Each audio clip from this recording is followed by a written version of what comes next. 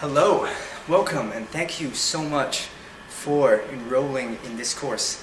I just want to briefly introduce what you're going to get from this course and how to practice dancing in general. So, first I want to touch on what you get. You get basically all the fundamental moves plus the advanced moves in locking, and you will get combinations as well on how to apply them along with variations.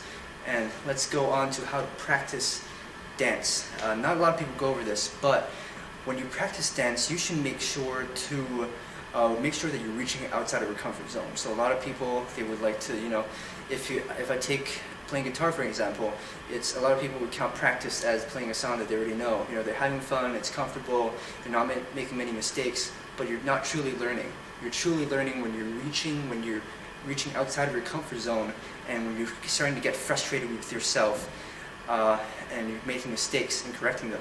And the way to do that is to first practice slow. Some moves you might get when you get it at the right tempo when you do it first, but try and do it slow. And see if there are any things that you overlooked when you did it fast because you just didn't see them because you were doing it fast.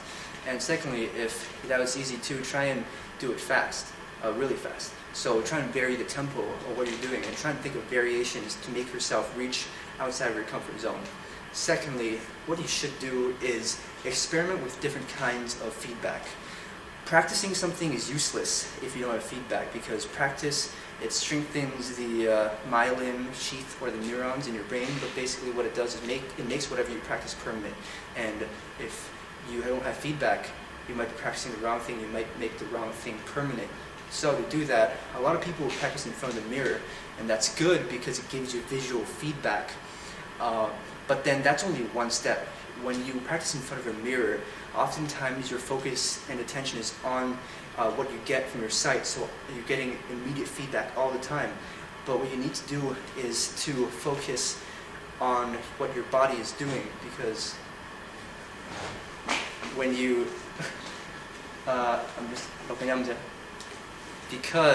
when you practice, if you're battling, if you're sessioning, if you're doing a performance, you don't get feedback. All you get is what you feel in your body. So what I want you to do is, after you practice slow in front of a mirror, I want you to record yourself. This is a very important part.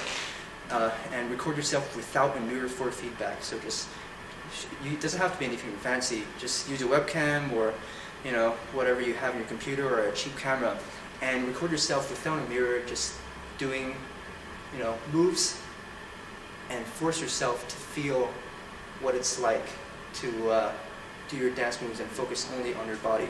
And that's how you will look good when you're performing, because you don't have that feedback. And you should learn to count bars and count beats, because I'm going to be counting, and if you don't know what that is, then it's not going to make any sense. So if you don't know how to count, just listen to music, start counting, on the first bass drop, it starts at 1, and then count 1, 2, 3, 4, that's 1 bar, and then learn how to count the ands as well, because it goes 1 and 2 and 3 and 4 and...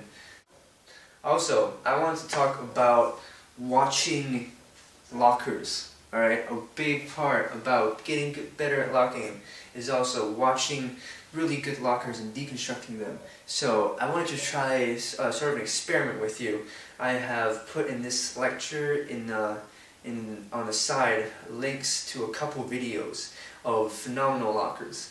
And I want you to go to these videos and watch what they're doing. And right now, with little knowledge of locking, or if you have done some locking, try and deconstruct what they're doing.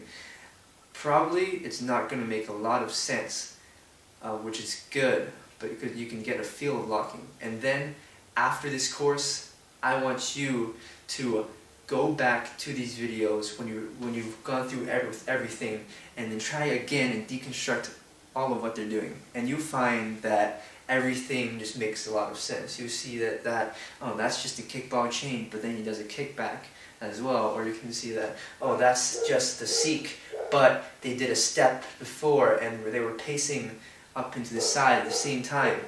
And I want you to do this because you're going to see the value of what you're learning in this course.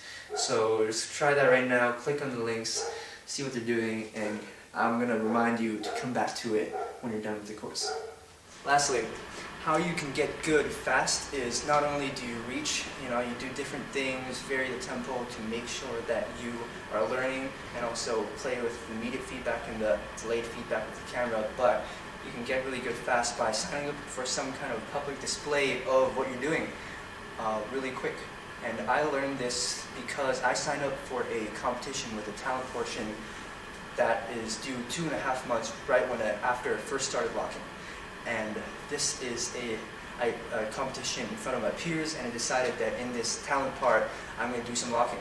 And when I did that, my dedication and my learning curve just skyrocketed in locking. So what you can do if you're really serious about getting good is sign up for some kind of talent, or it can just be some kind of bet with your friend. Choose to battle him in front of your other peers or friends as a friendly thing, and whoever loses has to take the other guy to some sushi, or just some talent show at your work or anything. Without more yapping from me, I hope you enjoy the following courses, and if you have any questions, please feel free to ask, and please give me feedback on how I can improve this course. Thank you.